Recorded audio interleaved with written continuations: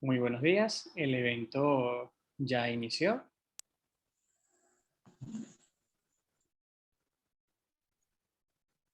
Bueno, buenos días, ¿cómo están? Mi nombre es Luis Oliveros y voy a ser el moderador y también voy a ser el comentarista de esta sesión, ¿ok? En estas quintas jornadas de la sección de estudios venezolanos de LASA. Primero que nada, quería darle las gracias a todos los asistentes por su participación y también a las personas que se nos están uniendo para esta charla sobre temas tan interesantes, ¿no? El panel de hoy va a ser un panel de economía. Vamos a hablar de dolarización e inestabilidad macroeconómica y relaciones económicas comerciales con Asia. Los presentadores, los panelistas, perdón, van a ser Alberto José Hurtado Briceño, quien hablará sobre Venezuela, dolarización o independencia monetaria. José Ustorgio Mora, quien hablará sobre dolarización de facto y el falso boom comercial en Venezuela, y Joana del Valle Molina, quien nos hablará de India, FinTech y economía digital que puede aprender Venezuela. ¿Ok? A mí me va a tocar el enorme honor de presentarlos y también de comentarlos, y adicionalmente el desagradable labor de decirles, fastidiarlos un poquito con el tema del tiempo. Yo soy un poco fastidioso con el tema del tiempo. Hola Luis, disculpa. Buenos días, es Blas Renault.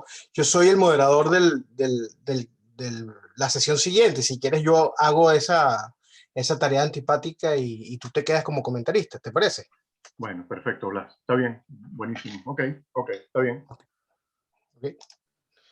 Entonces, buenísimo. Bueno, de todas maneras, buenos días a todos. ¿Y qué les parece entonces que creo que en la agenda estaba primero Alberto José Hurtado Briceño, ¿cierto?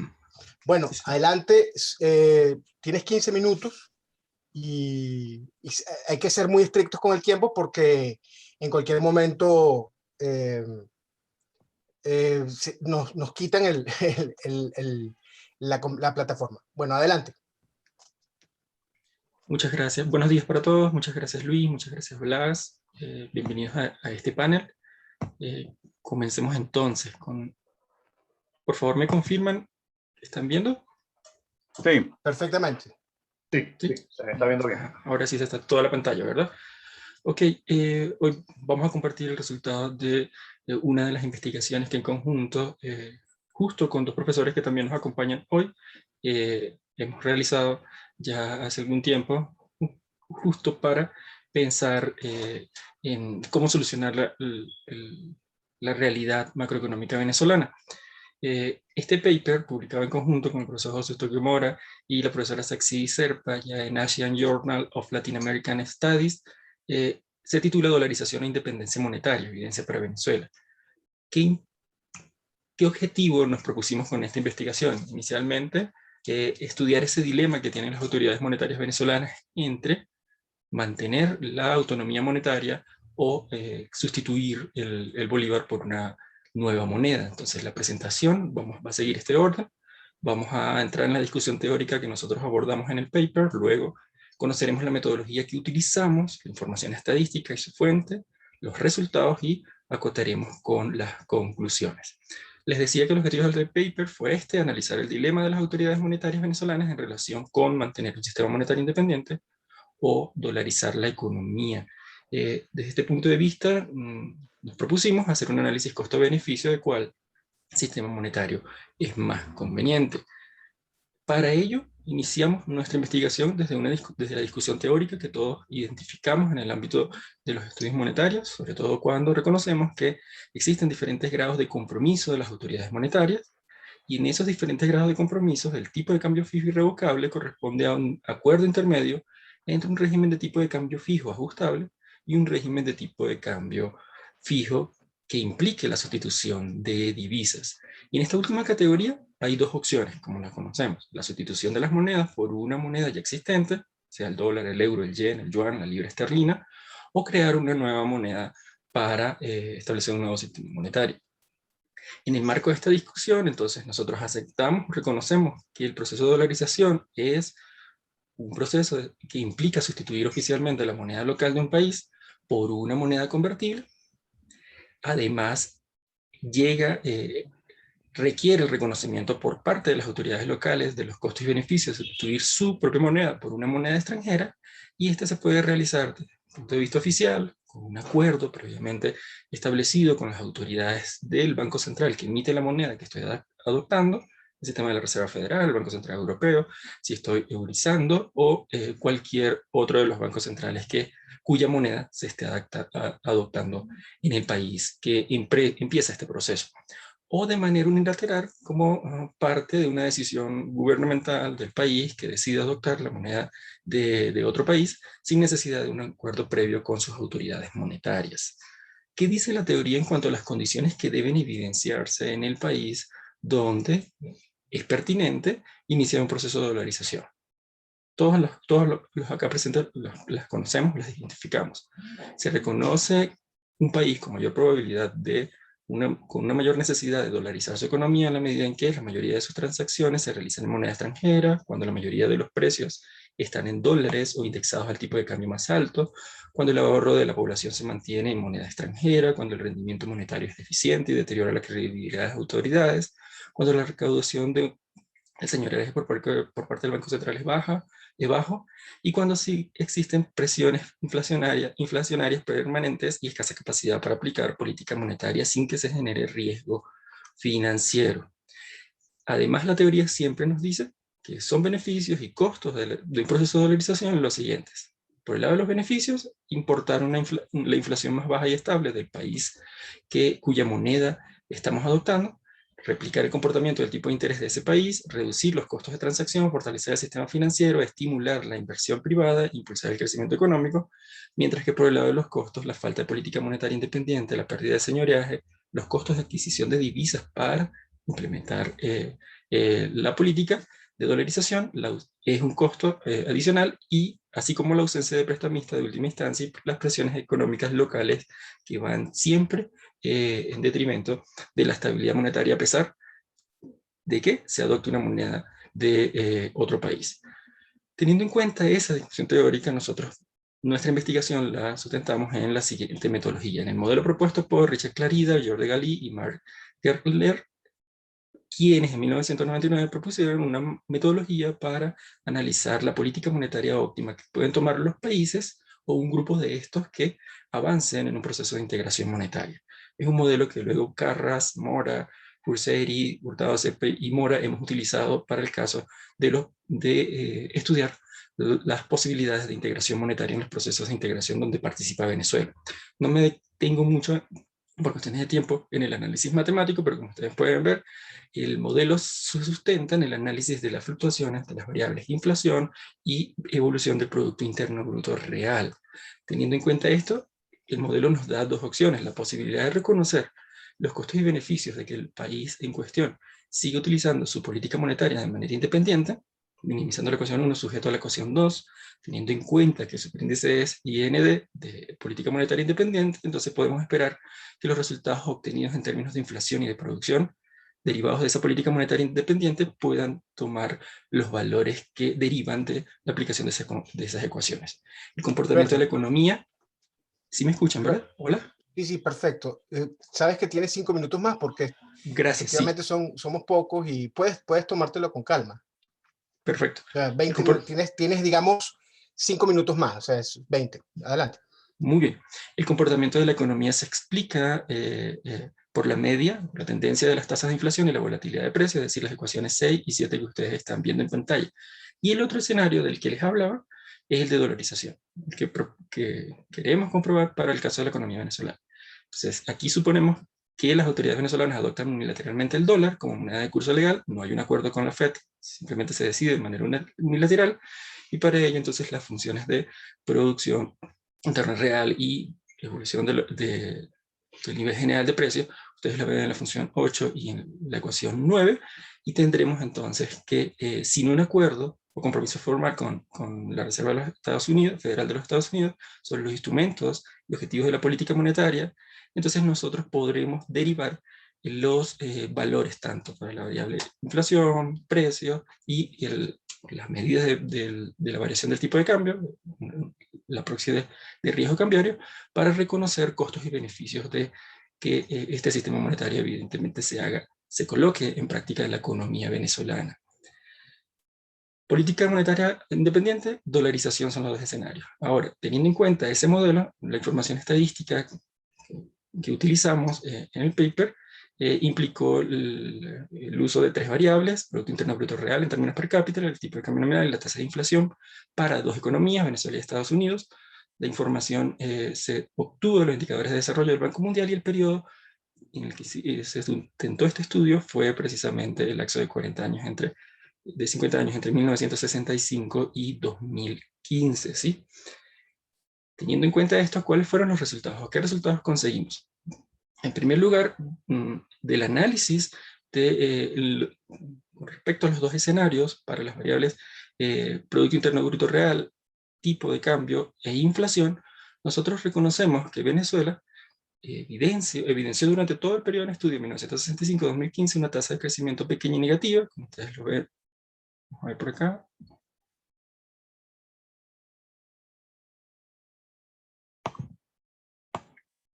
¿Sí? En ese resultado que se muestra en la tabla, además tenemos una tasa de depreciación considerablemente superior a lo que evidencia la economía de los Estados Unidos, y en el caso de la inflación, en todo el periodo no logramos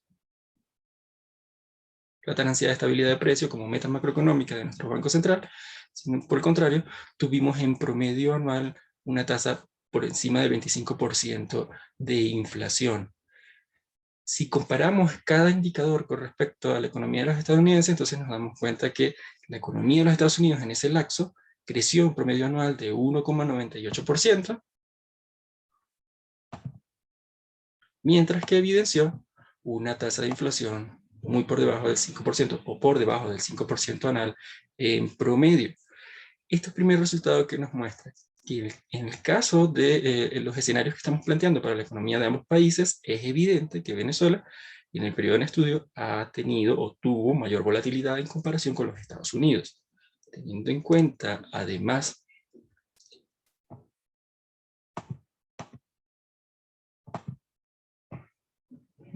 sí cambió la pantalla, ¿verdad? Se me quedó como congelado. Estás borrando. Ya. Entonces, teniendo en cuenta entonces ahora el análisis en términos de variación de los parámetros que hemos seleccionado para hacer el análisis, o que nos propone el modelo de Carlos para hacer el análisis, entonces, en un esfuerzo por entrar en detalle sobre las razones por las cuales hay tanta diferencia en cuanto a la evolución del ciclo de la producción, el ciclo de los precios en la economía venezolana con respecto a la economía estadounidense, entonces nosotros subdividimos nuestro periodo en 2 subperiodos, entre 1965 y 1990, entre 1991 y 2015. ¿Qué destacar acá? Destacamos que en el primero de los periodos, Venezuela termina por tener una tasa, un promedio de crecimiento anual negativo, pequeño, y mientras que Estados Unidos casi que triplica a su economía. En cuanto a nivel de inflación, seguimos evidenciando en el primer periodo una inestabilidad de precios con tasas inflacionarias promedios anuales por encima del 10%, siguen siendo de 2 dígitos, y la inestabilidad cambiaria es algo que nos caracteriza como economía. La estabilidad del dólar con respecto a Estados Unidos, con respecto a la volatilidad de Bolívar con respecto al dólar estadounidense es evidente en este primer lapso. Desde 1991 hasta 2015, entonces los resultados, aunque positivos para Venezuela en cuanto a la evolución de la tasa de crecimiento del Producto Interno Bruto, crecimos, sí, pero en términos muy marginales, en comparación con el crecimiento que obtuvo Estados Unidos durante esa misma época. Ahora se le añaden 2 problemas de inestabilidad macroeconómica a la economía venezolana. Por un lado, la inestabilidad cambiaria, que termina rondando cerca del 25% de variación del tipo de cambio en nuestra economía por año, y la tasa de inflación, que ahora casi se duplica, superando para este lapso el 37% de la variación porcentual en el nivel general de precios por año en el lapso 91-2015 considerado en nuestro estudio. ¿Qué implica esto para nuestro estudio? Principalmente que si Venezuela inicia un proceso de dolarización, adapta el dólar estadounidense como moneda de curso legal, por las razones antes esgrimidas acerca de las ventajas, de los beneficios de los procesos de dolarización, es evidente que podríamos importar la estabilidad de precios de los Estados Unidos, nos beneficiaríamos significativamente de la adopción del dólar por ese lado, pero además estaríamos dando incentivos suficientes para la eliminación de la volatilidad cambiaria que tanto ha afectado a la economía de nuestro país en la medida en que no se ha podido lograr una estabilidad monetaria, una estabilidad cambiaria que dé cuenta de una moneda con poder de compra internacional desde Venezuela. Precisamente esos dos puntos, junto a la posibilidad de lograr un escenario de estabilidad del ciclo productivo de la economía nacional bajo la adopción de, de la dolarización como un sistema monetario legal en Venezuela, nos hace pensar que con estos primeros resultados Venezuela se beneficiaría significativamente, al menos por esos tres ámbitos, de la adopción del dólar como su propia moneda. Para comprobar la robustez de estos resultados, entonces el estudio lo concluimos haciendo un análisis de correlación de las variables para descartar cualquier duda respecto a lo que hemos obtenido hasta ahora en la investigación. ¿Qué nos dice el análisis de correlación? Tanto para el periodo completo como para los subperiodos. Bueno, nos percatamos que, evidentemente, hay una falta de sincronización. Lo que sí destacamos acá es que tanto para la variable producción como para la variable inflación mostramos coeficientes negativos o bajos, o muy bajos, positivos o muy bajos. También para el caso del producto, positivos y muy bajos, para el caso de la inflación, negativos y también muy bajos, al menos para el periodo completo, para la serie completa en estudio. Eso nos muestra, por un lado, la falta de sincronización de los ciclos económicos. La economía de los Estados Unidos, la evolución de su Producto Interno Bruto, tiene una evolución muy distinta al ciclo del producto de la economía venezolana, y en el caso de la inflación ocurre exactamente lo mismo. ¿Qué implicaciones tiene esto para la posibilidad de que Venezuela termine adoptando el dólar de los Estados Unidos como moneda de curso legal?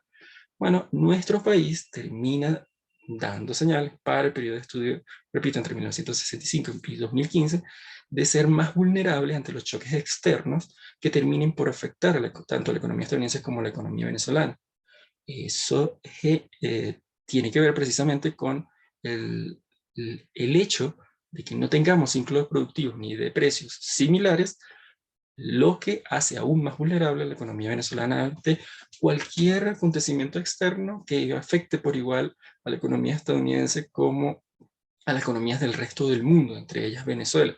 Una nueva pandemia, una nueva crisis financiera, un shock por algún colapso bursátil o un shock por cambios en los precios de las materias primas, terminarán reflejándose de una manera más profunda, de una forma más simétrica en la economía venezolana que en la economía estadounidense, a pesar de que ambas compartamos la misma moneda, el dólar de los Estados Unidos, en el escenario que estamos planteando.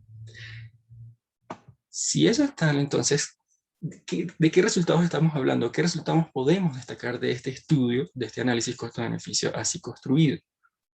Por el lado de los beneficios, es evidente que podemos beneficiarnos eliminando el sesgo inflacionario del Banco Central de Venezuela, una institución monetaria acostumbrada a generar inflación. Entonces, la podemos reducir, o mejor, corrijo, podemos eliminar ese sesgo inflacionario que ha caracterizado a nuestro Banco Central mediante la dolarización. Además, podemos reducir la tasa de inflación media a niveles inferiores al 10%, que debe ser una meta de la política pública venezolana, sabiendo de los resultados. ¿Por qué? Porque vamos a importar los efectos de la política antiinflacionaria de la FED, vamos a eliminar el riesgo cambiario, esa volatilidad en la tasa de cambio de la que hacíamos referencia en el análisis de resultados, y vamos a lograr una estabilidad macroeconómica que impulsaría el crecimiento económico. Esos serían los puntos positivos a destacar. Por el lado de los costos, es evidente la pérdida que se va a llevar en el ámbito de la política monetaria independiente para corregir los desequilibrios macroeconómicos.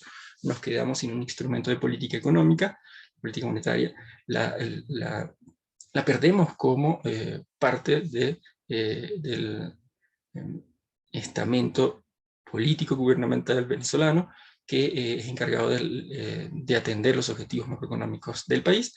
Además, vamos a estar vulnerables a los efectos negativos de la política inflacionaria de los Estados Unidos. Las medidas que tome el sistema de la Reserva Federal precisamente por los resultados de escasa correlación, tanto en los ciclos de producción como en los ciclos de precios entre nuestros países, va a terminar influyendo de manera más profunda y negativa a la economía venezolana. Los costos de la aplicación de esta política implican hacer un esfuerzo para aumentar el nivel de reservas internacionales, invertir en la adquisición de dólares, tanto en monedas como en billetes, que se puedan colocar en la economía venezolana en sustitución del bolívar. Todos esos costos de aplicación de la política de la medida de dolarización en sí misma, y la necesidad entonces de acumular reservas internacionales y la eliminación plena del Banco Central en su función como prestamista de última instancia son costos que identificamos de esta posibilidad de dolarizar la economía venezolana.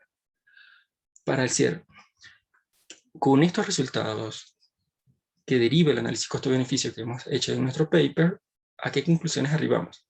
Por un lado, a destacar que la opción de dolarizar la economía venezolana la consideramos, viendo los resultados, indeseable a pesar de su potencial para disminuir, por un lado, la inestabilidad del mercado cambiario y por el otro lado, permitir importar la credibilidad antiinflacionaria del sistema de la Reserva Federal.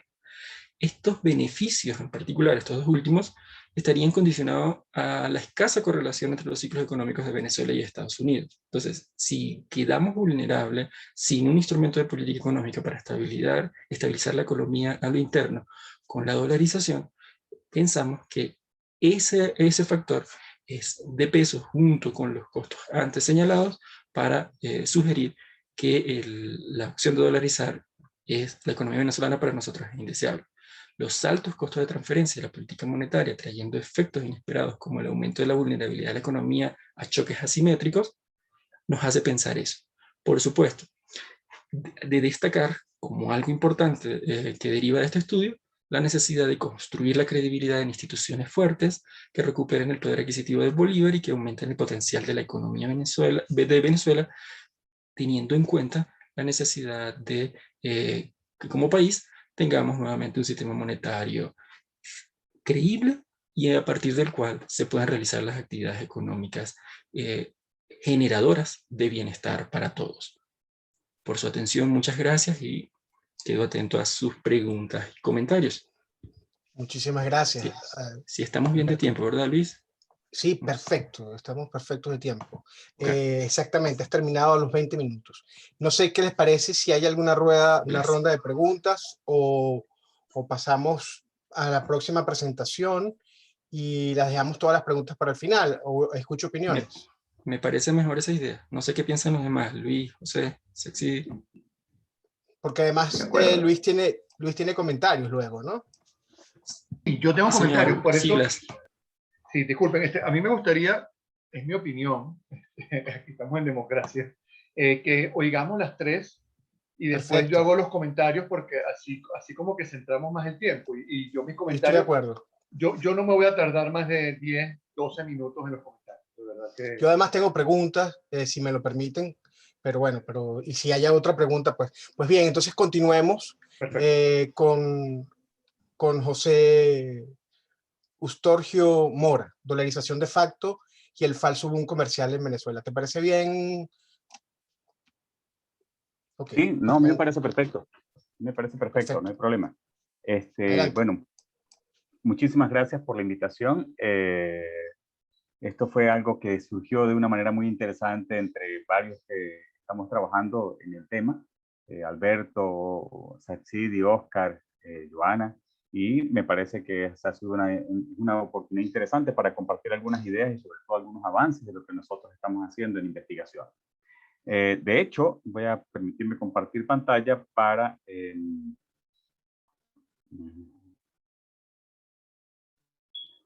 aquí ya va.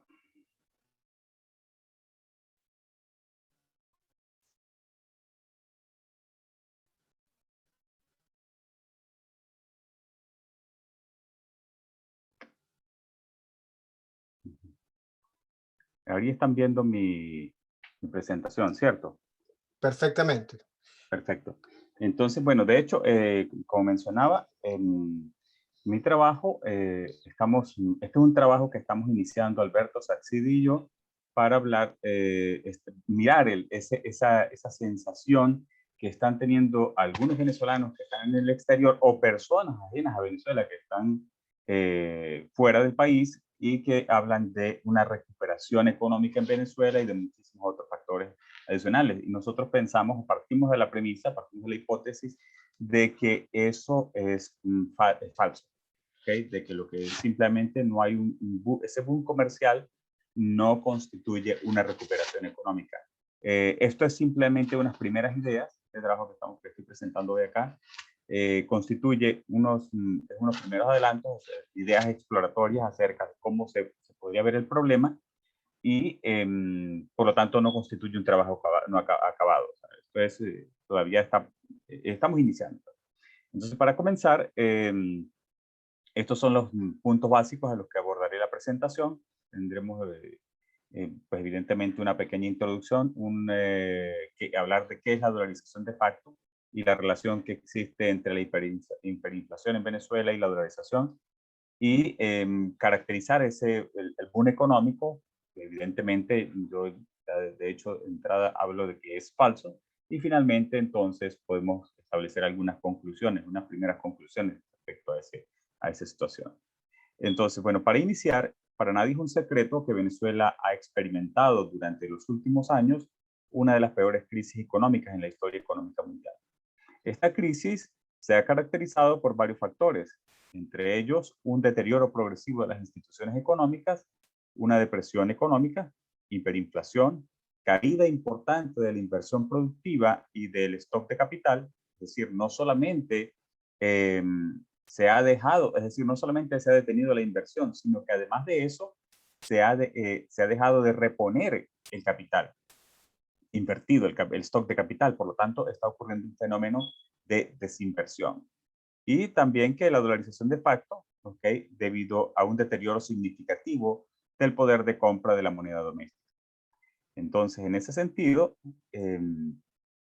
también podemos mirar, ¿okay? Por el contrario, que en los últimos 3 o 4 años ha habido un surgimiento, ¿okay? Se ha producido una especie de un boom de la actividad económica, y que a mi entender, por ejemplo, eso está disfrazado, ¿ok? Es decir, está disfrazando otra situación. ¿Cómo se caracteriza este boom? Este boom está caracterizado por las ventas de vehículos de alta gama y vehículos deportivos de alto valor, ¿ok? Por el surgimiento o la aparición de tiendas de electrónicos, de vestidos de marca, de vestidos y de joyas de marca, ¿ok? De bodegones o establecimientos comerciales donde se venden productos importados súper exclusivos, y por la aparición de cadenas de supermercados de una cooperación de inversionistas entre Irán y Venezuela. ¿Ok? Evidentemente, todo esto se ha desarrollado dentro de un contexto de una economía que progresivamente se está dolarizando. En ese sentido, desde esta presentación me hago la pregunta sobre si este boom representa una verdadera recuperación económica. Evidentemente, para responder a esta pregunta es necesario mostrar que este fenómeno no es el resultado de un aumento de la generación de valor agregado, que este acontecimiento pudiera estar asociado a una aparente dolarización de facto por sustitución de moneda dentro de la economía, y que esta anomalía no representa cimientos sólidos para un crecimiento económico sostenible en el tiempo. Siguiendo esta idea, entonces, lo primero que debemos aclarar es el significado de una dolarización de facto.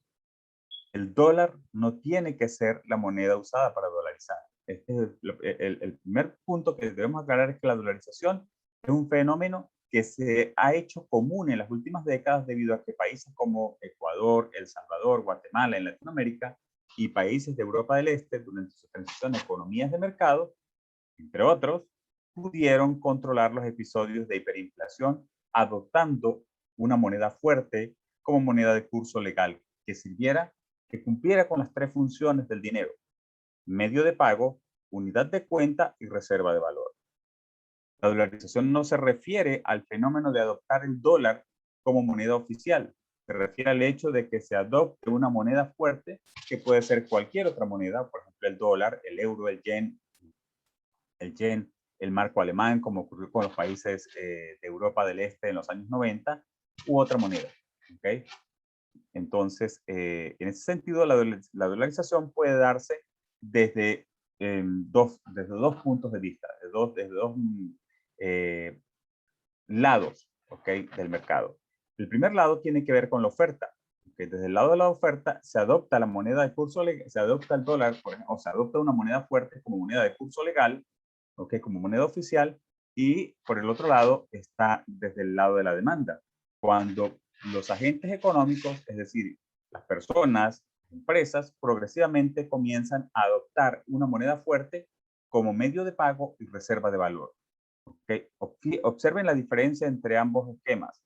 En el primero es oficial, hay una intención, ¿okay? Hay una intención desde el punto de vista institucional de cambiar la moneda de curso legal, lo que permitiría que esa moneda cumpla con las tres funciones. Mientras que en el caso de la dolarización de facto, la moneda solamente puede cumplir dos funciones. Una es unidad de cambio, es decir, como medio de pago, ¿okay? Como medio para realizar las transacciones, y segundo, como reserva de valor, pero no como unidad de cuenta. ¿Ok? La dolarización, bueno, decía también ya, ok. Entonces, la dolarización se define como un fenómeno que ocurre cuando una moneda fuerte es usada para sustituir a otra en el cumplimiento de las funciones de medio de pago y de reserva de valor. De forma general, si queremos un poco ser más específicos, pues entonces podemos irnos hacia el lado de la oferta o podemos irnos hacia el lado de la demanda.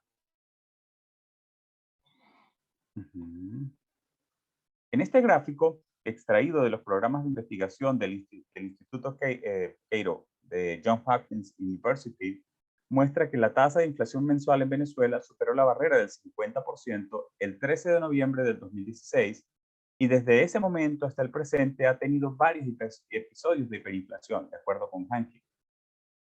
El primero de esos episodios ocurrió el 13 de noviembre del 2016 y duró hasta el 14 de diciembre del 2016, 32 días consecutivos. Ya, creo que aquí me salté, déjeme ver. Oh, claro, me salté aquí me salté esta. Bueno. Retomando la idea de la dolarización y de la relación entre la dolarización de facto y la hiperinflación nuevamente, entonces, frecuentemente la dolarización de una economía ocurre como consecuencia de la pérdida de credibilidad, ¿okay? De las personas y de las empresas, la pérdida de credibilidad que las personas y las empresas depositan en las instituciones económicas, principalmente en el Banco Central. Esto se produce cuando no se logran los objetivos, ¿okay? Definidos por el Banco Central, es decir, no se logran controlar procesos inflacionarios agudos y mantener un crecimiento económico estable. Cuando la inflación se escapa del control del Banco Central, entonces ocurre la hiperinflación. Este es el término, hiperinflación es el término que nosotros utilizamos, o los economistas utilizamos, para definir procesos inflacionarios donde la tasa de crecimiento de los precios, calculada diariamente, es superior al 50% durante al menos 30 días consecutivos. Es decir, durante 30 días, la tasa diaria de inflación acumulada durante 30 días supera el 50%. ¿Ok? Pero tienen que ser 30 días consecutivos. Esa es la medida que el Instituto Cairo utiliza para hablar de hiperinflación. Ante esos acontecimientos, en varias ocasiones los bancos centrales han optado por establecer esquemas de dolarización, como el que ocurrió en los países de Europa del Este, o de cajas de conversión, por ejemplo el Currency Board, como en Argentina, y otros mecanismos, es decir, un régimen fijo, también muy duro, pudiera ser otra forma. Bueno, previamente entonces ya les mostraba este gráfico y ya haciendo la conexión entre hiperinflación y dolarización de facto, vamos a hablar primero de las condiciones bajo las cuales se da la dolarización. Entonces, este gráfico, como les decía previamente, fue extraído de la base de datos, es decir, no de la base de datos, fue extraído exactamente de una publicación de la página web de Johns Hopkins University del profesor Krieger, ¿ok? Pero que está basada en la información manejada por Steve Hanke. Entonces, esta muestra la tasa de inflación mensual en Venezuela y se observa que esta superó la barrera del 50% el 13 de noviembre del 2016, perdón. Y desde ese momento hasta el presente, Venezuela ha presentado varios periodos de hiperinflación. Steve Hanke señala varios periodos es decir, aun cuando nosotros hemos observado el fenómeno y hablamos de hiperinflación, pero de manera rigurosa, siendo rigurosos en el sentido estricto de la palabra, de acuerdo con la definición que ellos manejan, ellos señalan que han existido varios episodios dentro de ese periodo de hiperinflación al que nosotros hacemos referencia. El primero de esos episodios duró 32 días y ocurrió entre el 13 de noviembre del 2016 y el 14 de diciembre del 2016. El segundo, entre el 3 de noviembre y el 17 de diciembre del 2017, que duró aproximadamente 44 días. Y ya en el 2018, cuando la tasa de inflación se dispara, entonces aparece un periodo de hiperinflación de más larga duración. Este periodo de hiperinflación fue desde febrero todo el año del 2018 hasta febrero del año 2019. Y luego, entre 2019 y 2020, se han producido varios periodos cortos de hiperinflación. Permítanme un momentito que tengo un pequeño problema por acá con... Te quedan 7 minutos, ¿viste? Bueno, perfecto. Déjenme... Ya va, es que tengo un pequeño problema técnico. Tengo mi perrita aquí en la oficina. Ok, ya, vamos a volver. ¿Allí están viendo todo? Sí. Sí, Sí, perfecto. se ve todo. Sí, señor. Déjenme volver a la presentación. Ok. Luego, entonces, acá, por ejemplo, podemos observar que al 30 de septiembre del año pasado, Venezuela todavía ocupaba el primer lugar de los países con las tasas de inflación más elevadas del mundo. ¿Ok? La tasa de inflación para ese momento estaba calculada alrededor del 2025%, pero ya venía disminuyendo. Es decir, el pico se alcanza aproximadamente en el 2018, ¿ok? Y posteriormente seguimos teniendo inflación, pero todavía ya no es tan alta como la que se alcanzó en el 2018. Entonces, dentro de todo este contexto, ¿ok? Hay que agregar también que ya se habían venido haciendo cambios en el valor nominal del bolívar. Primero se habían eliminado 3 ceros en 2007 y posteriormente en 2016 se emitieron billetes de más alta denominación, pero en agosto del 2018 se eliminaron 5 ceros adicionales, de manera que un billete de 100.000 bolívares fuertes pasó a ser un billete de un bolívar soberano. Se produjo paralelamente, o sea, en la medida en que esto ocurrió, el Banco Central no fue capaz de mantenerse imprimiendo billetes y eso produjo una escasez de efectivo para pagar transacciones comunes y además de eso, también se produjo una extracción de papel moneda con fines desconocidos. Es decir, no era extraño ver en Colombia, por ejemplo, el papel, es decir, los billetes, las monedas, pues no las monedas, el billete, el papel moneda venezolano en cualquier parte. ¿Ok? ¿Por qué? Porque valía más como materia prima que como valor intrínseco de la moneda, ¿okay? Como fiat money. Entonces, ante estos escenarios, pues las personas y las empresas se vieron obligados a usar dólares, a usar pesos y a usar euros que conservaban como activos. Fíjense que hasta ese momento probablemente las personas estaban haciendo ahorros, ¿ok? Estaban haciendo ahorros en moneda extranjera, y eso significaba que el dólar estaba cumpliendo dos funciones. Uno, estaba cumpliendo, o hasta ese momento, estaba cumpliendo una función, perdón, que era el de reserva de valor. ¿Okay? Estaba siendo guardado porque todavía se podían realizar transacciones en bolívares. Entonces el dólar simplemente era nuestro, o para decirlo, era para las personas, era el fondo de ahorro. Pero con la medida en que el país empieza a darse esta dolarización de fondo, de facto, entonces, y ante la pérdida tan acelerada que sufría el bolívar como reserva de valor y la escasez de medios de pago, pues los productos comenzaron a venderse a precios dolarizados. Es decir, marcados en bolívares, ¿ok? Pero se terminaban vendiendo sin ningún problema en pesos colombianos o en dólares o en euros, ¿ok? De acuerdo a como estuviera la tasa de cambio del mercado. De esta forma, pues la economía venezolana comenzó a experimentar progresivamente la dolarización de pago. Esta dolarización no obedece a una decisión de las autoridades económicas, sino a decisiones individuales muy características de la economía de mercado. Simplemente, es decir, estamos hablando de decisiones de que los agentes, ante esas circunstancias, los agentes económicos tratan de asignar los recursos de la manera mejor posible en función de sus intereses individuales. Al dolarizarse la economía, la escasez comienza a disminuir porque lo poco que se producía en el país ya no sale como contrabando de extracción hacia los países vecinos, donde podía venderse a precios mucho más elevados. Esa producción se comienza a vender ahora en el mercado interno. Y los productos comienzan a venderse también en moneda extranjera. La mayoría de los productos, aunque mercados, como decía anteriormente, marcados en bolívares, se comienzan a vender al precio equivalente en dólares. ¿Okay? Evidentemente a tasas ligeramente diferentes a las de mercado, porque el dólar estaba fluctuando mucho durante el día.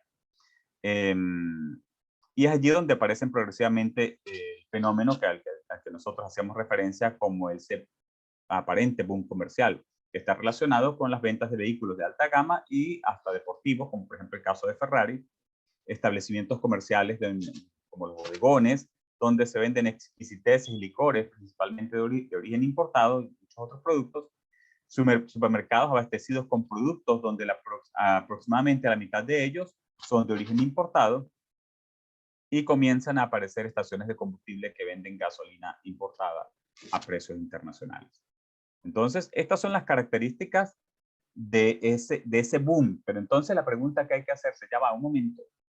Si las personas no tienen, ¿ok?, cómo pagar, si el venezolano promedio no tiene cómo pagar por estos productos importados, si todo esto se está negociando a precios internacionales, entonces surge, es decir, ¿cómo se explica este aumento de la actividad comercial? Y la pregunta adicional es, ¿cómo se sostiene esa demanda? Porque la realidad del venezolano es diferente. Entonces, básicamente, el punto importante a tener presente es que acá es que para que esto se sostenga tiene que haber demanda. ¿Ok? En ese sentido, es decir, ¿cómo se conforma la demanda? La demanda se conforma por personas que han establecido empresas con el gobierno de facto de Nicolás Maduro y están residenciados en Venezuela. Viven allí, evidentemente gastan. Militares de rango medio y alto, ¿ok?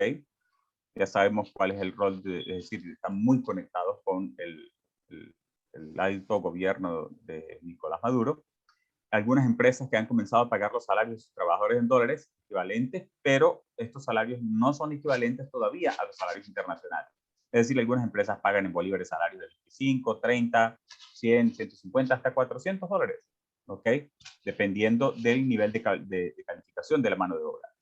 Y también porque algunas personas han comenzado a recibir remesas enviadas por familiares y amigos que están en el exterior. Pero el resto de venezolanos, ajá. El tiempo se te agotó, pero ¿por qué no tratas entonces de cerrar toda la presentación? Luego tendrías un poco más de tiempo, ¿te parece? Porque Vale. ya el tiempo se agotó. Sí, bueno, básicamente, de todos modos tenemos tiempo suficiente. Acá pues rápidamente muestro es decir, la tasa de crecimiento negativa que ha tenido la economía venezolana, la caída de la inversión, indudablemente, el aumento del desempleo y el éxodo como consecuencia de la es decir, de la vulnerabilidad de la población que se ha visto expuesta a una pérdida de la calidad de vida. ¿Ok? Acá tenemos, por ejemplo, el porcentaje, es decir, la necesidad que ha tenido que tener el gobierno de facto de Nicolás Maduro para poder sostenerse. ¿Ok? Y tiene que ver con el aumento del déficit. Y bueno, acá tenemos, por ejemplo, la caída de las exportaciones de los países. Nos damos cuenta que hay una caída importante a partir de 2015. Y acá nos damos cuenta de un pequeño, al final, hacia el lado derecho, inferior derecho, se pueden dar cuenta de un repunte de las importaciones. Y esas importaciones pudieran estar relacionadas, evidentemente, con el boom comercial que se está experimentando. En conclusión, por lo expuesto, se puede apreciar que en Venezuela no ha habido una verdadera recuperación de la actividad productiva que tenga fundaciones sólidas. La inversión y el empleo se han visto significativamente afectados, incidiendo en una mejora importante de la calidad de vida de la población, y esto ha ocasionado un incremento de la población en economía informal y ha producido un éxodo masivo de personas hacia países vecinos en condiciones muy desfavorables. El boom comercial que se está observando es solo aparente y se sostiene con las pocas importaciones que se realizan de países emergentes y en vías de desarrollo, probablemente desde el Medio Oriente, China y Cuba. Y bueno, ya con esto concluyo. Gracias. Muchas gracias, José Torrio. Ya tenemos una pregunta ya de Ricardo Moncada, pueden seguir haciendo sus preguntas. Y ahora es el turno de Joana del Valle Molina. Ella está sobre el tema de India FinTech y economía digital. ¿Qué puede aprender Venezuela de esa experiencia? Adelante, Joana.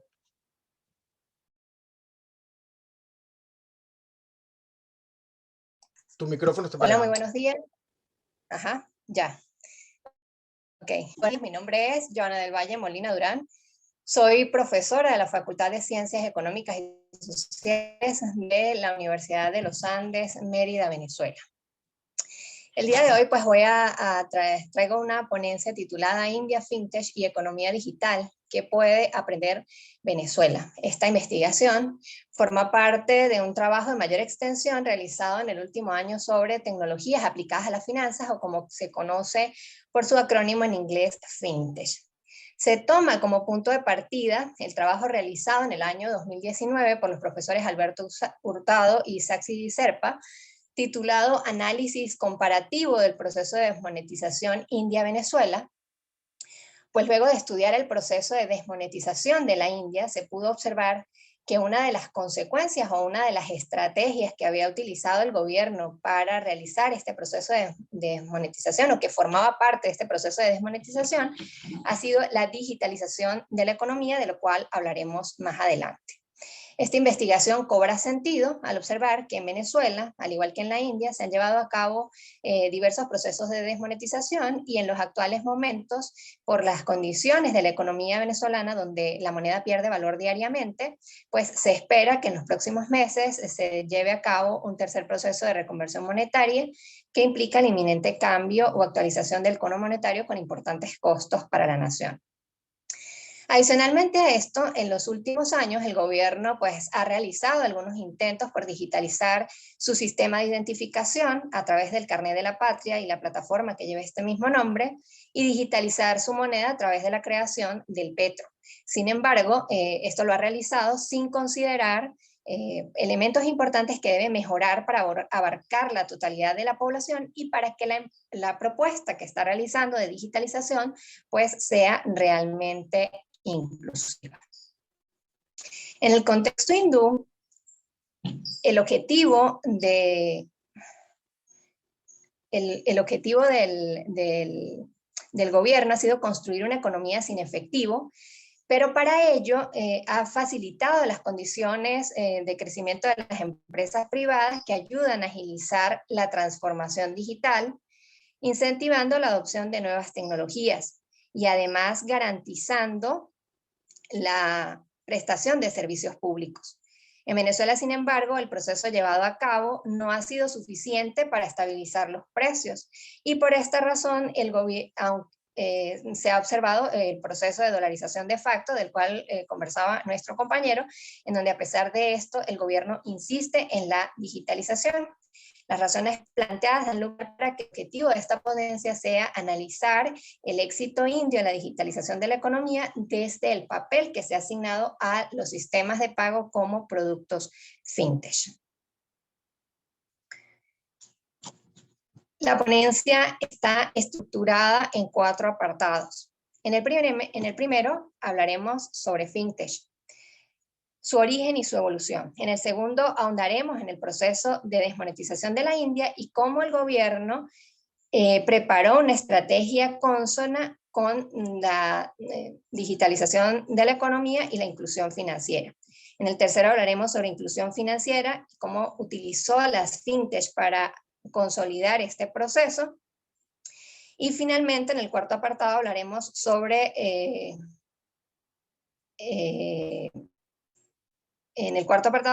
los aspectos que debería considerar Venezuela para avanzar en su proceso de digitalización si quiere consolidar. Entrando en materia, les voy a hablar acerca de un tema que está cobrando auge en el mundo financiero, que ha acaparado las investigaciones de los últimos años del Banco Mundial y del Fondo Monetario Internacional. Les voy a hablar sobre fintech. Existen muchos conceptos que definen la unión de estas palabras en inglés. Tomé 2 para tener una referencia para mostrarles.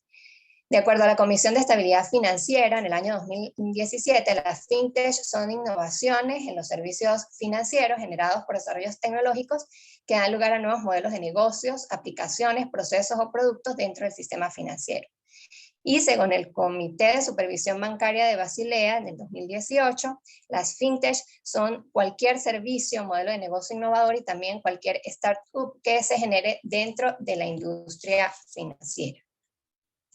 Al realizar un recuento de los conceptos, podemos decir que las fintech son productos financieros, innovadores y disruptivos que nacen a partir del desarrollo de tecnologías aplicadas a las finanzas, que permiten la creación de empresas caracterizadas por tener modelos de negocios especializados y que son escalables a través de Internet. Este tipo de empresas poseen estructuras de costos fijos muy inferiores a las estructuras de costos fijos de las empresas financieras tradicionales. Buscan una mayor inclusión financiera y cuentan con una posibilidad de acceso global. Podemos decir entonces que las fintech son aplicaciones tecnológicas que simplifican los procesos de intermediación financiera, cuyas empresas constituyen un nuevo sector de la economía y funcionan como servicios complementarios del sistema financiero existente. La posibilidad global de acceso a cualquier producto o servicio financiero que se genera a través de las fintech transforma 2 paradigmas del sistema financiero tradicional. El primero, la presencialidad de clientes para hacer transacciones financieras, y el segundo, la existencia de fronteras para la ejecución de estas transacciones. El origen de la fintech. El término se ha generalizado desde hace una década aproximadamente, sin embargo, fue utilizado, según Warshauer, fue utilizado desde el año 1972 para desarrollar cuando se desarrollaron en algunos sistemas de tecnología para analizar carteras de inversión mediante flujos de caja descontados, para maximizar la cartera de deuda pública y para el cálculo de la tasa de rendimiento mediante flujos de cajas descontados. Todos estos programas de computación implicaban la asociación de finanzas y tecnología, por lo cual el autor en este momento dio el nombre de fintech. En el siguiente gráfico podemos ver cómo ha sido el proceso de evolución de la fintech. Tenemos 3 procesos que se pueden establecer como fintech 1.0, fintech 2.0, y el tercero, en el cual el desarrollo de estos productos y servicios financieros ha sido más acelerado, el fintech 3.0, que comprende desde el año 2018 al año 2021.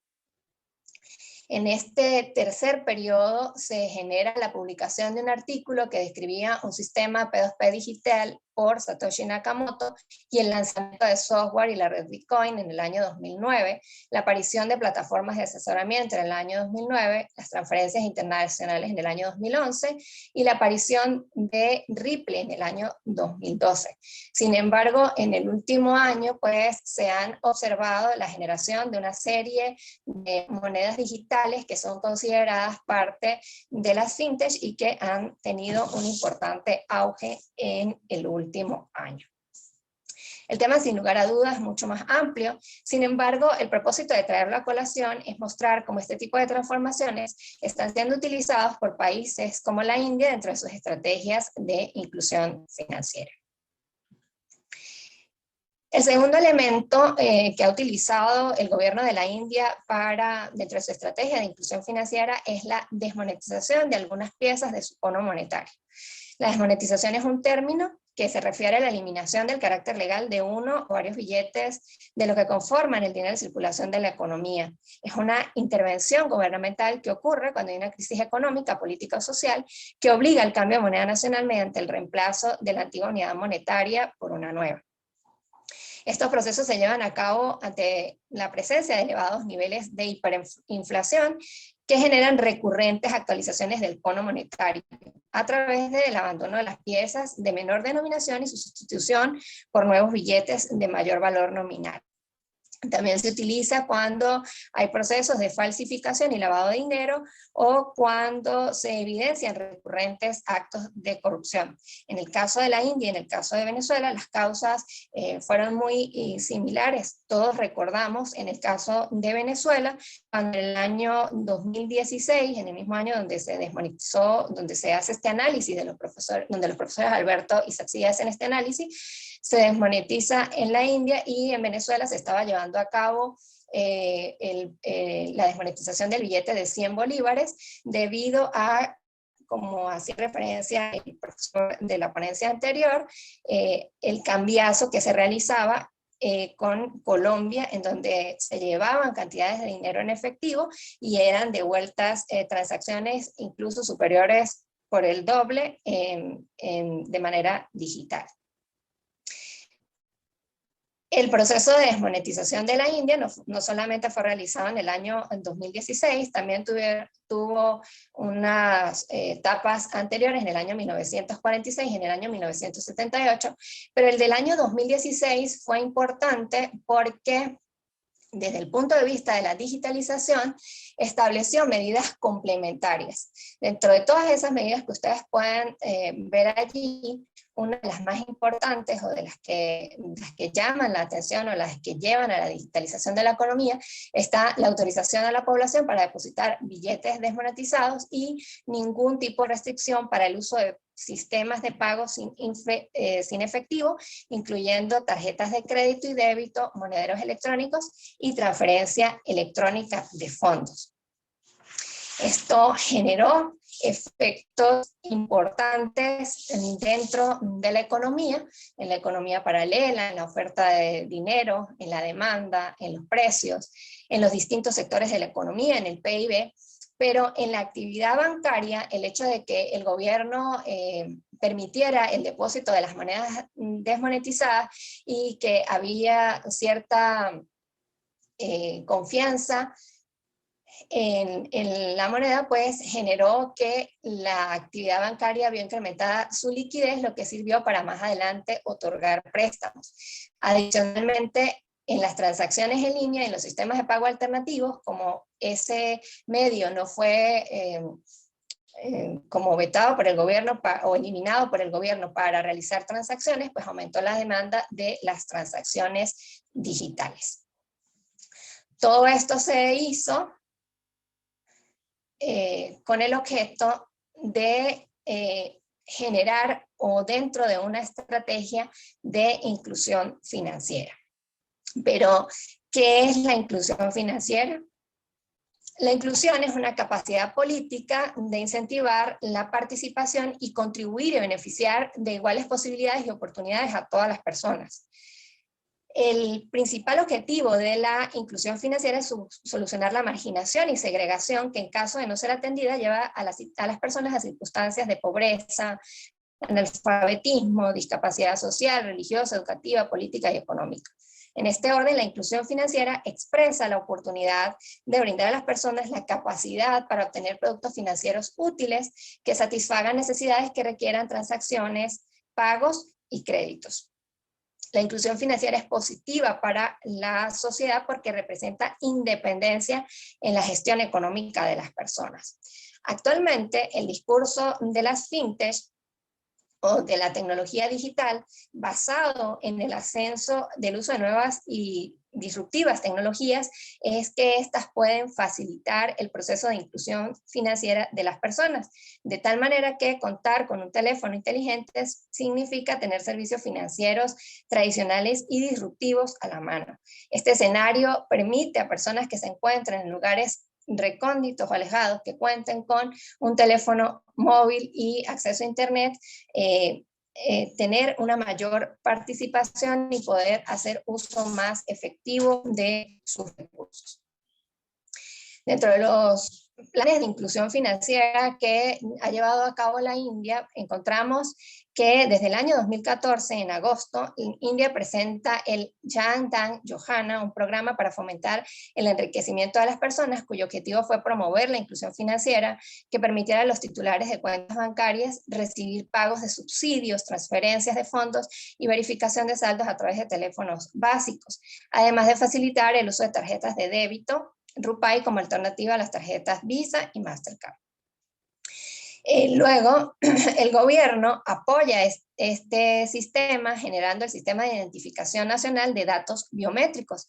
Aadhaar era una autoridad de identificación única de la India que permitió que en el año 2015 se abrieran 250 millones de números de cuentas y para el año 2016 se abrieran 1.075 millones de cuentas. Esta plataforma gubernamental permitió verificar la identidad de los beneficiarios y eliminar las cuentas duplicadas. También generó un sistema para controlar el otorgamiento de créditos, abrir cuentas bancarias y demostró los resultados positivos de la política de inclusión financiera de la que aprovechó la infraestructura tecnológica básica para desarrollar la capacidad financiera del país. La consolidación del proceso de inclusión financiera en la India se ejecutó con la creación de la interfaz de pagos unificados. Con este desarrollo, esto es un estándar original creado desde cero y diseñado para crear un ecosistema de pagos donde bancos podían desarrollar sus propias aplicaciones y diseñar sus pasarelas de pago. Con este desarrollo, India va camino a convertirse en líder mundial del sector de tecnologías financieras debido, entre otras cosas, al mayor uso de monedas virtuales en las transacciones corrientes y a la adopción masiva de la tecnología blockchain. Lo más importante de esta interfaz de pagos unificados es que ha sido creado por el gobierno de la India, pero para ser utilizado o para que dentro de él se desarrollen pasarelas de pago de empresas privadas. Dentro de los primeros resultados se puede observar la creación de nuevas carteras móviles, el incremento de pagos peer-to-peer, el incremento de servicios de crédito y nuevas aplicaciones de administración. De igual manera, para las empresas ha permitido la generación de estrategias por parte de cada entidad financiera. Y dentro de las empresas privadas más importantes de la India, desde el punto de vista financiero, tenemos Axis Pay, Razorpay y Pagos RuPay. Dentro de los primeros, Axis Pay es una plataforma que hace parte de la Corporación Nacional de Pagos de la India, es una plataforma de pagos cuyo propósito es facilitar la conectividad del trabajo entre varios bancos. Razorpay es una plataforma de pagos también que permite enviar pagos internacionales, cuenta con accesos rápidos, visuales y fáciles de integrar, posee múltiples modos de pago como tarjetas de crédito y débito, transferencias bancarias, entre otros. Tiene fácil integración en teléfonos móviles y unas comisiones y tarifas muy competitivas. Por su parte, RuPay es un sistema de tarjetas de crédito creado en el 2012 que ha sacado de circulación prácticamente a Visa y Mastercard del mercado de la India. de todo lo anterior, las lecciones que pueda aprender Venezuela se encuentran la disposición del gobierno a incrementar sus esfuerzos para desarrollar una infraestructura necesaria para brindar un sistema digital a las poblaciones rurales. Este fue un reto al cual se enfrentó el gobierno de la India cuando inició, porque había lugares donde no había este tipo de infraestructura y el gobierno tuvo que, en colaboración con el sector privado, desarrollarlo. Por otro lado, el papel del Estado y las instituciones gubernamentales en el desarrollo de la economía, instituciones que inspiran confianza a los usuarios. La unificación de esfuerzos con el sector privado para permitir que este tipo de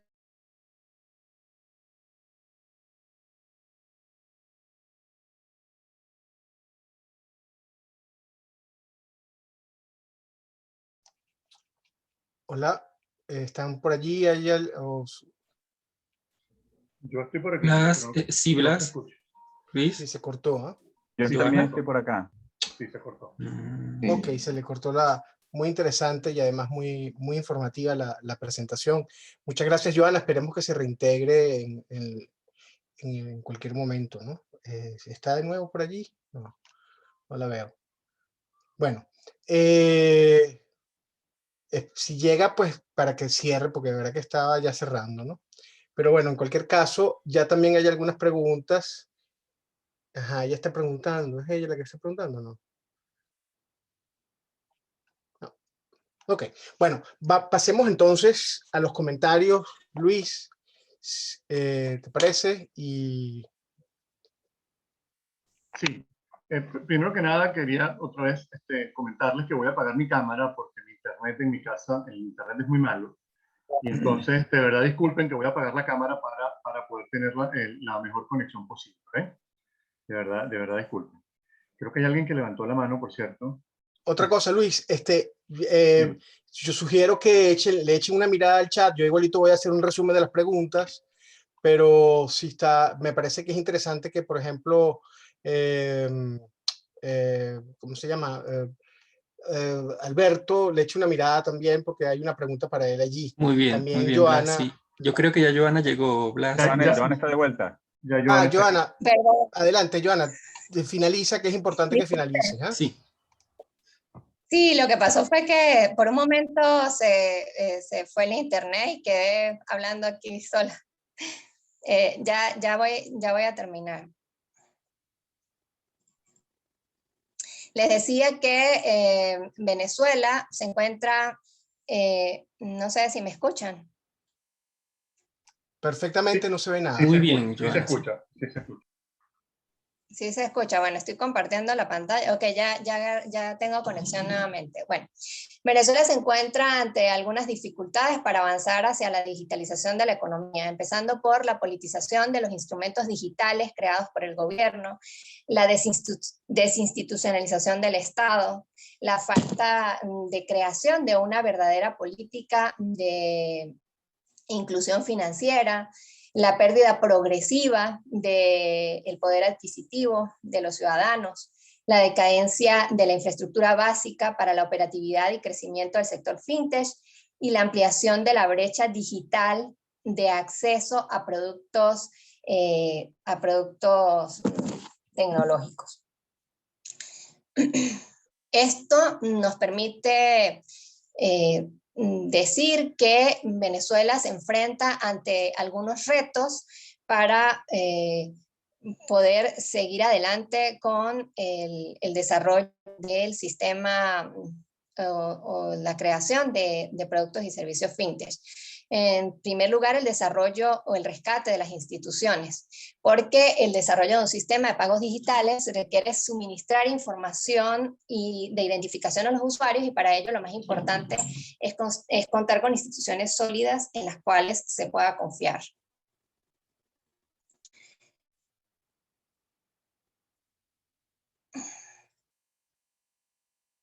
Contar con instituciones sólidas en las cuales se pueda confiar. El siguiente, disminuir la brecha digital. Es importante desarrollar políticas macroeconómicas que incrementen el poder adquisitivo de las personas, mejorar la infraestructura eléctrica y de telecomunicaciones y educar a las personas en el manejo de estas tecnologías. Eliminar la politización en la creación de productos y servicios fintech. El desarrollo de productos y servicios que se identifiquen con una sola corriente política utilizando nombres y discursos es una forma de excluir a un sector de la población. Y un gran reto para Venezuela es lograr que todas las personas se sientan identificadas con este tipo de productos y puedan utilizarlos libremente sin que su uso sea para fines políticos. Fomentar la inversión privada. Uno de los grandes éxitos del ecosistema de la India lo constituye la alianza del sector público con el sector privado en el desarrollo del sistema o de la interfaz unificada de pagos.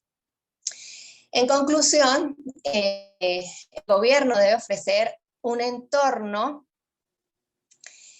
que permita el desarrollo de los sistemas fintech y para lograrlo debe generar o desarrollar la infraestructura, la infraestructura existente, mejorar sobre todo el sistema eléctrico nacional y la conectividad de Internet. También debe permitir la implementación de tecnologías y sobre todo el acceso de la mayoría de las personas a tecnologías que permitan el uso de este tipo de productos y servicios financieros. Aspectos de mercado que garanticen a inversionistas privados que van a realizar sus inversiones en un lugar donde vale la pena y van a recuperar esas inversiones. Aspectos legales que puedan proteger a los usuarios y que también pues le den seguridad a los inversionistas y por último alfabetización digital y financiera para que las personas o todas las personas puedan acceder a este tipo de productos y servicios fintech. Esos son pues los retos a los cuales se enfrenta Venezuela para el desarrollo y la puesta en funcionamiento de este tipo de productos y servicios financieros. Muchas gracias por su atención y bueno, quedamos atentos a las preguntas. Gracias, Joana. Gracias, Joana. Entonces, pasamos entonces a los comentarios de Luis. Yo luego voy a leer las preguntas que vayan saliendo. Ya hay una persona que ha enviado unas preguntas y unos comentarios. Adelante entonces, Luis. Sugiero, Joana, que apagues tu cámara. Tal vez eso pueda ayudar y que también que salgas de la presentación. Gracias. Ok, Blas. Bueno, Blas, por favor, cuando me esté acercando a los 15 minutos, 12 minutos, me avisas para yo ir finalizando. ¿Okay? Por favor. Con mucho gusto. No me quiero extender en los comentarios. Adelante, estamos en el minuto 14 más 12, son 26. Adelante. Ok, gracias, Blas. Bueno, mira, en primer lugar, me gustaron mucho los 3 papers, de verdad que muchas gracias por la invitación para comentar estos trabajos. Voy a empezar con el de Joana, por la dama. Primero que nada, estoy totalmente de acuerdo con todo lo que ella comenta aquí, en el sentido de Venezuela debe aprender muchas cosas de la India. Sin embargo, hay unas limitantes importantes que ella señala. El tema, yo creo que el principal limitante para la digitalización de la economía venezolana es la infraestructura, ¿no? Venezuela, bueno, y para nadie es un secreto los graves problemas de infraestructura que tiene Venezuela, no solamente desde el punto de vista de desarrollo tecnológico, sino desde el punto de vista tan sencillo como de mantener un servicio eléctrico medianamente decente. A eso súmale la velocidad del Internet, que es algo que estamos padeciendo todos hoy, por ejemplo, aparte también del tema del servicio eléctrico. Pero por otro lado, Joana dice cosas interesantes donde yo creo que también es fundamental ese fomentar alianzas sector público, sector privado, para llevar a cabo esta iniciativa de la digitalización de la economía, que al final el gobierno la lleva como una necesidad por las circunstancias, pero es algo que se está viendo en todo el mundo y es hacia donde se está dirigiendo la humanidad, ¿no? Venezuela ha desarrollado, y Venezuela, yo me atrevería a decir que es pionero en la región en avances en el tema de pagos digitales, ¿no?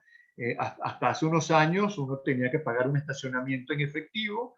Hoy llegas al estacionamiento y tienes una lista de varias formas de pago que lo puedes hacer, además de obviamente el pago en efectivo o el pago en tarjeta de débito, ¿no? Hay una oportunidad de negocios importantísima aquí y entiendo que hay varias empresas privadas trabajando en esto. La India tiene un desarrollo tecnológico envidiable y muy importante, reconocido a nivel mundial, cosa que no tiene Venezuela. Pero bueno, hacia allá vamos. Joana hablaba del tema de la reconversión monetaria, que creo que la vamos a ver en el último trimestre de este año. La discusión es si son 3 o 6 ceros, una discusión realmente increíble, si son 3 o 6 ceros. Si son 3 ceros, bueno, podemos apostar lo que quieran a que tendremos una reconversión monetaria en el 2022. Si son 6 ceros, bueno, podremos tener una un poquito más adelante, ¿no? Pero Venezuela tiene que resolver muchos problemas, tiene que aprender de países como la India para poder llevar a cabo esto, que creo que es algo que se va a llevar, que lo vamos a ver más temprano que tarde. Que yo de verdad celebro los trabajos, un trabajo como el de Joana que pone en el tapete un tema como este, ¿no? Bueno, y ahora voy a pasar a comentar el trabajo de Alberto y de Ustorgio, de José Ustorgio. Los voy a comentar los dos a la vez porque a pesar de que los dos tratan cosas diferentes, para mi punto de vista, parten del tema de la dolarización y ahí es donde me voy a sentar para hacer mis comentarios. ¿Okay? Insisto, los dos me gustaron, me gustó mucho el trabajo de Alberto, sobre todo porque le pone números y le pone un modelo a algo que algunos economistas hemos estado diciendo desde hace mucho tiempo, y es que la dolarización no le conviene a una economía como la venezolana, ¿no? Pero lo voy a ir desarrollando más adelante. Obviamente, si hay gente que piensa lo contrario, yo respeto totalmente eso. Yo creo que ya la discusión no está en si Venezuela le conviene o no le conviene dolarizar. Yo creo que estamos ya con estas herramientas, tenemos que avanzar un paso más adelante, y por eso celebro, por ejemplo, el trabajo de Alberto, que pone en cifras y en números y en ecuaciones, como nos gustan los economistas, una de las cosas que estábamos viendo, que estábamos diciendo. En Venezuela hablar de dolarización es un fenómeno controversial, y es que hay algunos que les encanta la dolarización, hay otros que no. La mayoría de la gente que le gusta la dolarización, yo creo que se quedan en los fenómenos o en el efecto de caída de la volatilidad cambiaria y obviamente de la inflación. Y yo no los puedo culpar por eso. En Venezuela, hablarle a la gente que le va a estabilizar los precios, creo que es suficiente, es un suficiente caramelo para que te firmen lo que tú quieras, ¿no? Pero hay otros temas sobre esto, ¿no? No solamente, y ahí lo dice Alberto, hay otros temas, ¿no? La volatilidad, el hacerte más ante ser más vulnerable a los efectos, a los choques externos es uno de esos. El perder el poder en tu política cambiaria y tu política monetaria es otro de esos. Y aunque mucha gente dirá, bueno, ¿para qué quiero yo una política monetaria en manos de un banco central como el que tenemos actualmente o el que hemos tenido en los últimos años? Yo siempre pongo el ejemplo de que si Perú y Bolivia pudieron tener un banco central independiente, si Paraguay puede tener un banco central independiente, si Colombia y Chile pueden tener un banco central independiente, ¿por qué Venezuela no lo puede tener? ¿No?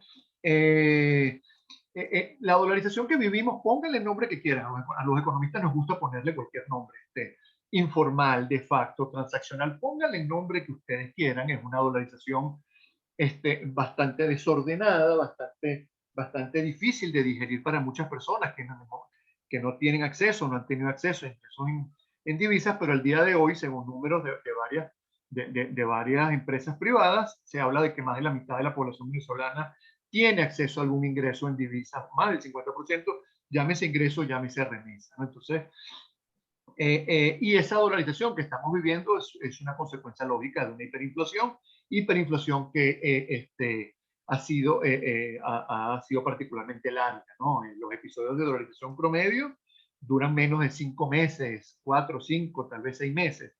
El caso de Venezuela, bueno, según la metodología de Kagan, vamos ya una dolarización que comenzó en noviembre del 2017, según las cifras del Banco Central, y todo indica que vamos a estar mínimo hasta enero del año 2022. O sea que vamos a pasar los 48 meses.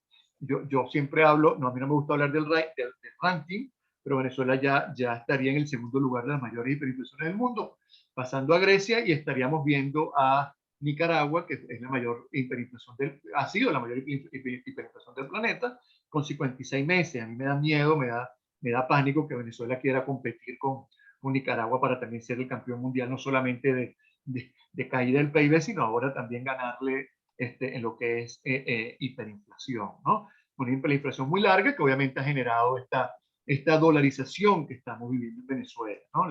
Una pregunta importante ¿es sostenible esta dolarización? ¿Es posible revertir esta dolarización en Venezuela? Mira, yo estoy convencido que no, es una opinión muy personal. Yo creo que a quien llegue o quien se mantenga en el poder o quien llegue al poder, así Nicolás Maduro hoy decida que va a hacer las cosas bien desde el punto de vista político y económico, sobre todo desde el punto de vista económico, va a ser muy difícil poder revertir esta dolarización. Una dolarización que, según también números de empresas privadas, apunta a que cerca del 70% de las operaciones que se hacen en Venezuela se hacen en divisas, ¿no? Como alguno de ustedes dijo, no solamente son dólares, son euros, son pesos, son cualquier cosa que no sea el bolívar prácticamente, ¿no? Algo por el cual uno se basa para decir que este fenómeno pareciera que es irreversible es la caída importante en la demanda de dinero que estamos viendo en Venezuela. ¿Y por qué ocurre esto? Bueno, esta caída importante en la demanda de dinero ocurre por una desconfianza brutal que tienen los agentes económicos hacia el bolívar.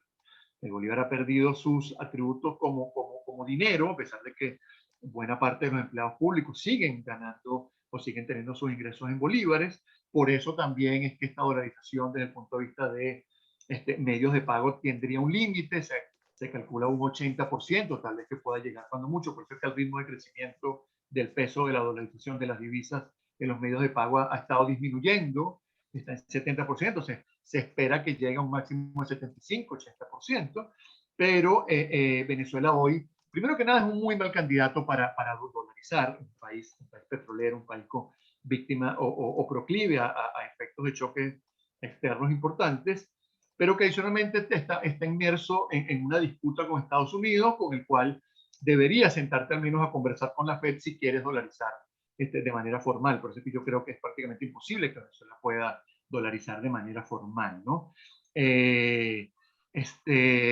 ¿Hacia dónde vamos? Y ya con esto quiero terminar. Venezuela, creo que una política óptima o una política pensando en el mediano y largo plazo es entender que Venezuela debería tener las dos monedas, tener un sistema monetario, un sistema con las dos monedas circulando, estilo Perú. Creo que Alberto da en el clavo. Yo soy un gran defensor de las instituciones cuando habla de la construcción de la credibilidad en sólidas instituciones para preservar o recobrar el poder de compra de la moneda. Para mí eso es fundamental, no solamente para acabar con la hiperinflación, que es la raíz de la dolarización, sino adicionalmente para poder generar crecimiento económico. Un país que tiene 7 años y va para 8 años de caída de recesión económica. 2 minutos. 2 minutos, ya voy a terminar. Ya voy a terminar. Blas, disculpa que me extendí.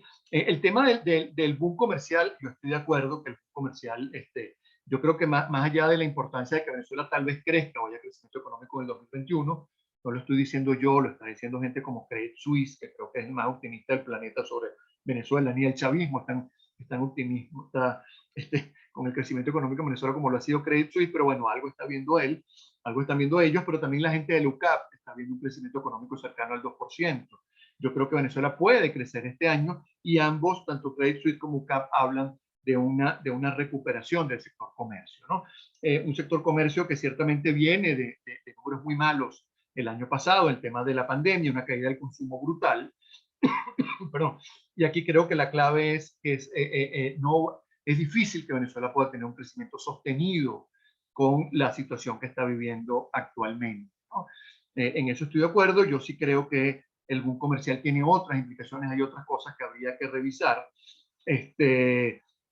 Creo que la dolarización ha ayudado a que el sector comercio haya logrado cierta estabilización. El tema es que esa estabilización la estás logrando prácticamente en el subsuelo, ¿no? Entonces, bueno, con esto termino. Tenía otras cosas anotadas, pero por cuestión de tiempo, si me recuerdo, los interrumpo y con mucha pena las voy a comentar. Insisto, me gustaron mucho los 3 papers.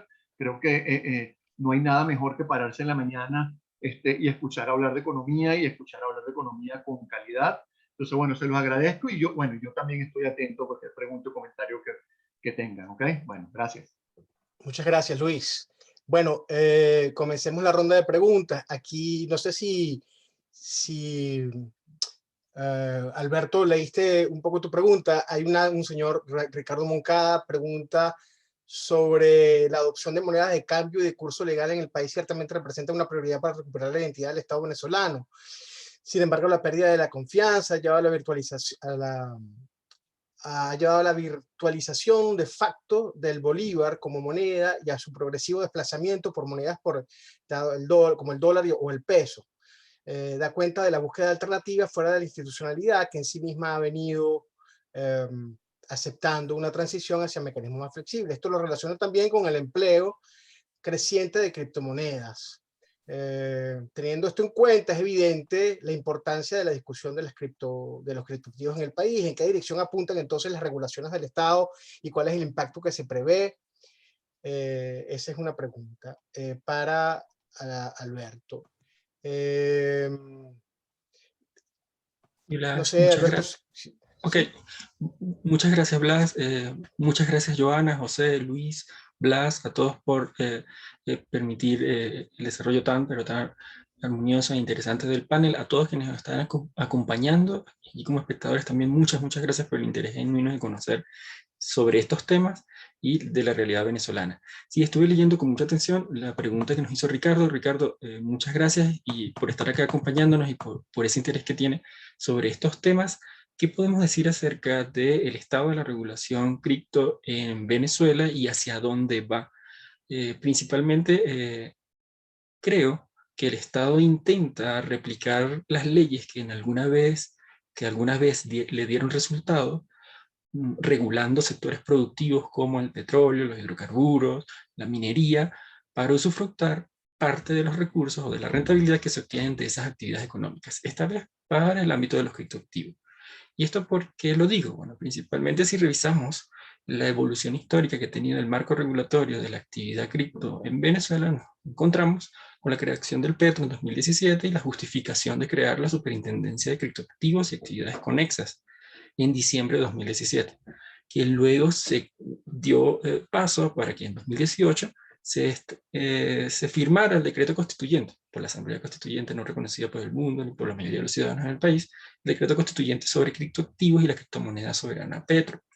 En este decreto en particular ya el gobierno demuestra la intención de nacionalizar una actividad que transparente y segura a partir de la tecnología blockchain no se puede nacionalizar porque se realiza a través de la web. ¿Y qué nos hace asegurar esto? Bueno, que porque en el artículo 3 de este decreto de criptoactivos y criptomonedas para Venezuela, la Asamblea Constituyente, se reserva las facultades para regular la constitución, emisión, organización, funcionamiento de las de los criptoactivos en el país. Pero también define actividades asociadas al cobro de impuestos para quienes transen con criptomonedas en Venezuela, para quienes minen criptomonedas en Venezuela, y en el mismo año crea el registro, el sistema integral de criptoactivos y la política de registro integral de servicios de criptoactivos. En otras palabras, es una forma de crear un marco constitucional, crear un marco legal, para que el Estado justifique acciones contra quienes realicen algún tipo de actividad alrededor de las criptomonedas, sea esta el Petro o cualquiera otra el Bitcoin o cualquier otro de los altcoins que existe en el mercado. Desde este punto de vista, entonces vemos cómo se crea una constitucionalidad a la medida de las pretensiones del Estado de querer usufructuar parte de los recursos que obtengan los venezolanos, que reciben criptomonedas, que minan criptomonedas o que sencillamente lo utilizan como medio de pago.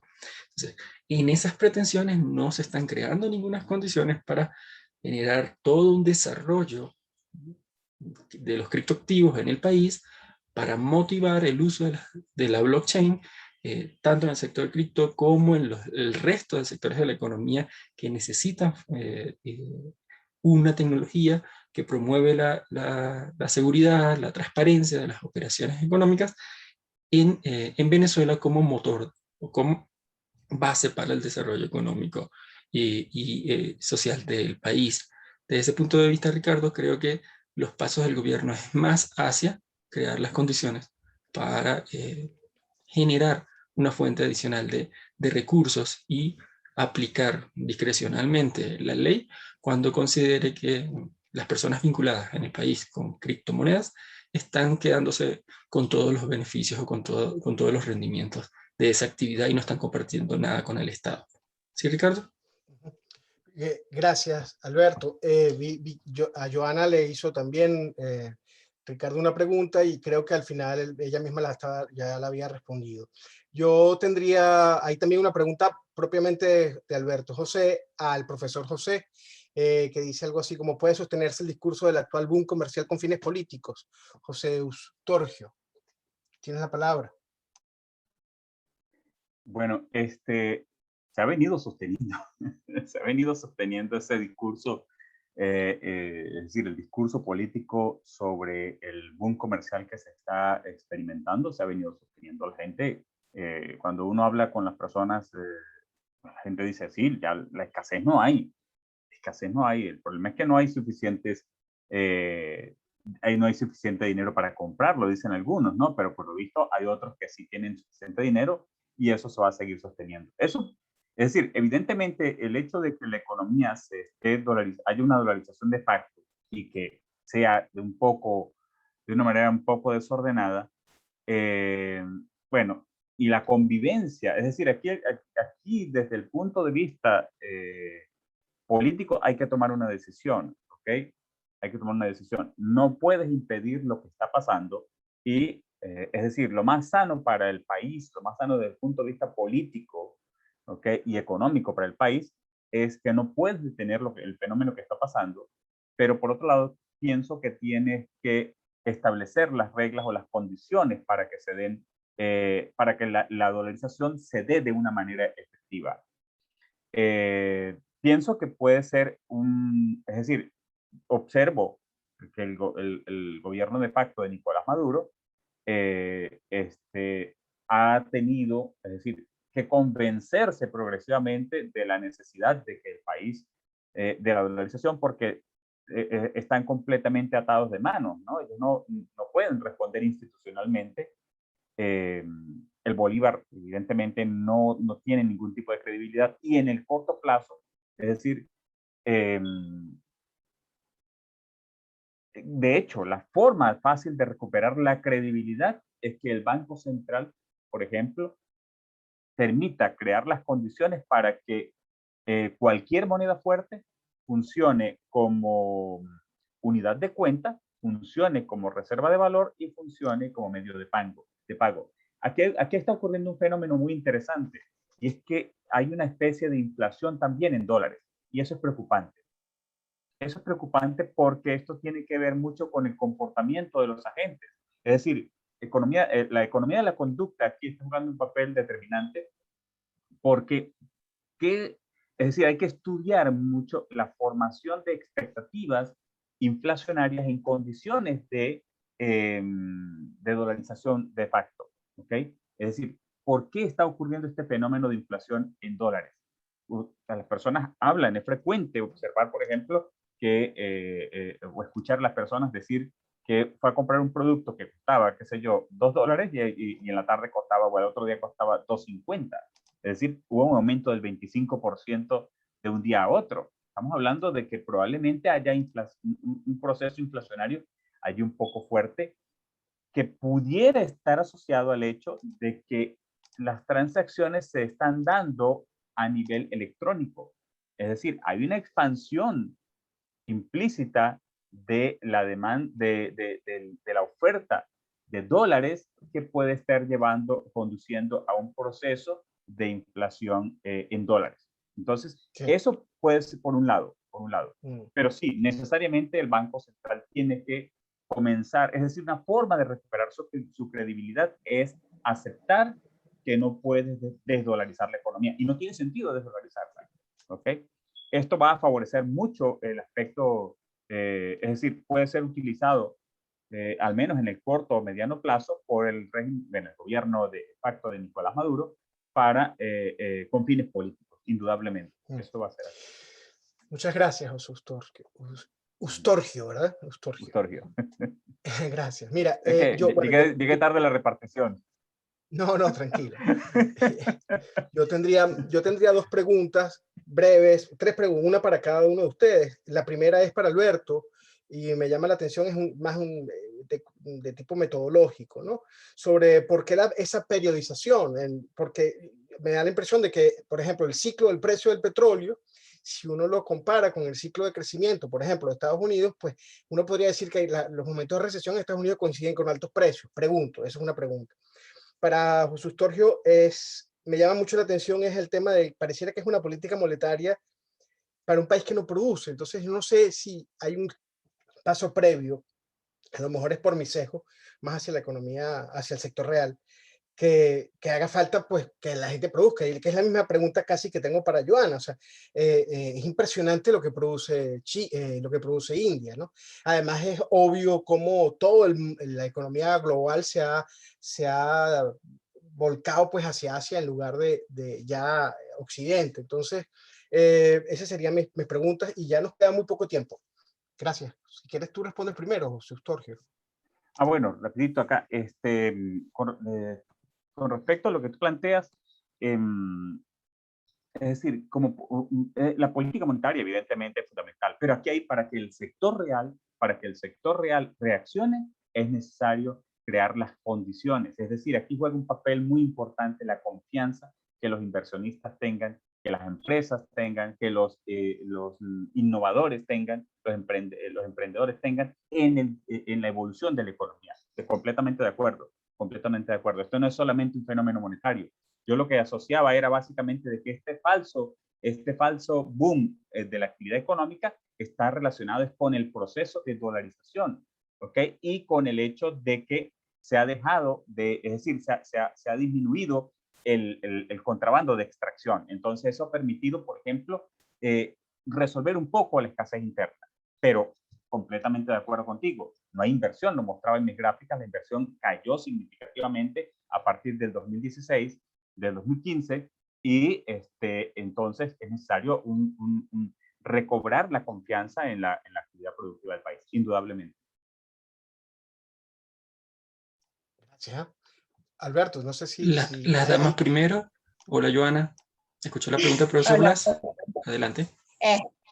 Bueno, pues, y claro, comparar la economía de la India con la economía de Venezuela, pues, es imposible, ¿no? Sin embargo, pues lo que estamos tratando de hacer es, sabemos que se debe recuperar el aparato productivo venezolano, porque pues este tipo de desarrollos tecnológicos no pueden funcionar solamente para comercializar productos, o esa no sería la idea.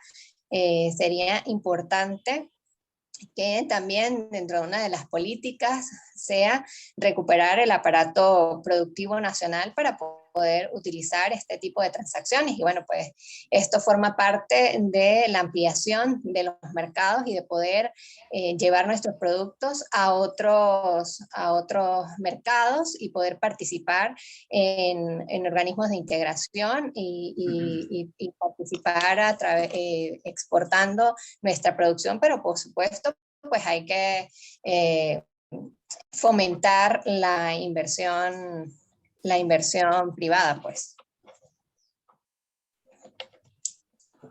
Gracias, Joana. Gracias, Joana. Sí, rapidito por acá a la pregunta de Blas y alguna otra que dejaron por el chat, porque Jorge ya nos está haciendo señas. Sí, Blas, la segmentación del periodo lo hicimos ajustándonos a los acontecimientos internos de la economía venezolana, es decir, suponiendo que queríamos identificar la evolución de precios e inflación para la economía en los años de la democracia estable, y luego, conocidos los acontecimientos por todos, de 1991 para acá, los cambios en esas mismas variables con respecto a un escenario de democracia más vulnerable o proclive a los cambios que todos conocemos que ocurrieron a final del siglo pasado y a principios de este. Es la misma observación que se nos ha hecho cuando postulamos el paper y cuando también postulamos bajo el mismo criterio de división papers similares que hemos realizado para escenarios de convergencia macroeconómica, incluyendo Venezuela entre los países del Mercosur o los países miembros de la región latinoamericana como parte de sus propios procesos de integración. Ese es un tema por desarrollar y una línea de estudio que surge del trabajo teniendo en cuenta los impactos, por ejemplo, del ciclo de las materias primas en los países que estamos considerando en el estudio de dolarización. ¿De acuerdo, Blas? Bueno, muchas gracias. Creo que ya ha llegado al fin hay un comentario para José que dice en relación a las expectativas inflacionarias, Venezuela en caso de llegar a una dolarización, ¿ve usted que podría ocurrir lo que está ocurriendo en Ecuador? Altas tasas de interés y altos precios, además del bajo poder de compra que se está llevando en Ecuador a 20 años de la dolarización, como una camisa de fuerza. Bueno, ¿cómo podrían eliminarse las expectativas que impulsan la inflación? Es una buena pregunta, pero el tiempo se nos agotó. Nosotros vamos a continuar. Yo creo que ustedes están invitados también para la segunda parte de este panel. Entonces, podemos continuar con la discusión, pues, y porque aunque no necesariamente es el mismo tema, está muy cercano. No sé qué les parece si entonces nos tomamos 15 minutos y volvemos entramos a la sala que corresponde para el próximo panel. ¿Les parece? Perfecto, excelente. Perfecto. Okay. Me parece muy bien. Sí, perfecto, Blas. ¿Podrías, por favor, colocarnos en el chat para los espectadores si van a entrar por el mismo link que entraron a este panel o es otro? Por favor. Yo creo Jorge, que es otro. Jorge, ¿sí? Sí, Jorge, ¿nos puede ayudar? Jorge está por allí. Tengo entendido que es otro link. Estoy aquí. Es otro link. Si quieres se lo paso. Sí, es otro link, es otro evento. Ese evento es titulado Panel 23, Economía, Dolarización, Inestabilidad Macroeconómica y Relaciones Económicas Comerciales. Con Asia. Entonces, bueno, ese evento tiene hora de inicio, 9:55. Quedan 2 minutos de este evento. Entonces, bueno, para que estén al tanto, de todas formas, si los espectadores quieren unirse, bueno, tienen el link en la misma plataforma donde se unieron a este. Y bueno, ustedes los ponentes están invitados todos a ambos eventos. Tienen las invitaciones cruzadas. Yo ya hice el recordatorio, ustedes les debe haber llegado. Sí, muchas gracias, Jorge. Listo. Entonces, Gracias, Jorge. Nos vemos ahorita. Vale. Muchas gracias a todos. Nos vemos en un rato. bueno, Chao, hasta luego. feliz día. Chao, hasta luego.